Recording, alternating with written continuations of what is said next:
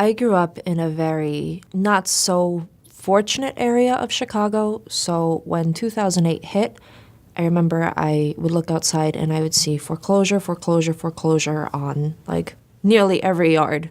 We lost our house in 2008.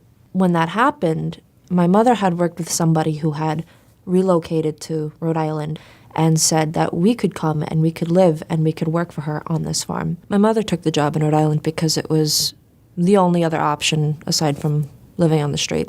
I had to start working in high school because my mother got very, very sick. She just woke up one day and she had to be hospitalized, and that was that. So I didn't have any chance to even understand what was happening. She was out of work for a while. It fell on my shoulders to really step up to the plate, grow up, and just, start supporting the household. It was hard. It was definitely, difficult. And there was some disability checks coming in, but it was fleeting. It was, not enough to really put food on the table, pay the rent. I was 16.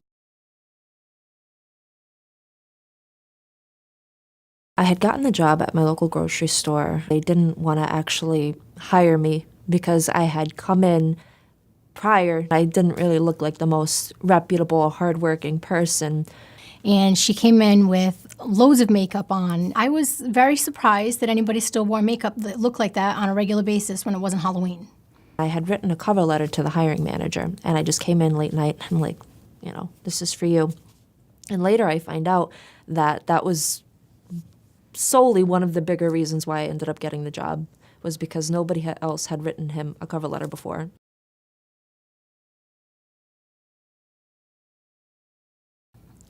The first shift I actually worked with Kelly, she came in 15 minutes late, and my immediate response was, because I wasn't going to tolerate tardiness on my front end. She looked at me, she looked at her watch, she looked at me again. And that was our first communication. Never in a million years would you have expected that we would have grown as close, and she would become, essentially my mentor and, a friend. I've been working at the grocery store for nearly 5 years. I went to college, I stopped going, and then I reignited the necessity to go to college, and I'm studying communications in college. So I pushed her to go to school, I pushed her to finish, and then I took an impact on her personal life in general. She used to confide in me when she had problems or any concerns. This is my last semester. I've been working nearly 40 hours a week. I'm just under the full-time cap because of school. And I've also been remotely interning for a nonprofit in Los Angeles, which is really cool. I write articles for this nonprofit that they help educate and assist low-income families in Los Angeles. I almost can't believe that it's real because they told me that out of all their writers, I was one of their best ones. And that was I was elated.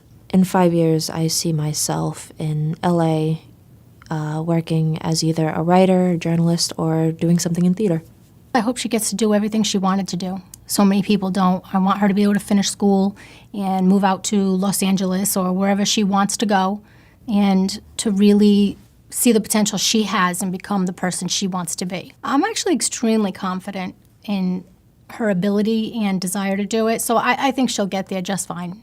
I've been through enough in my life to know that you always make it through the other end if you just give yourself a push.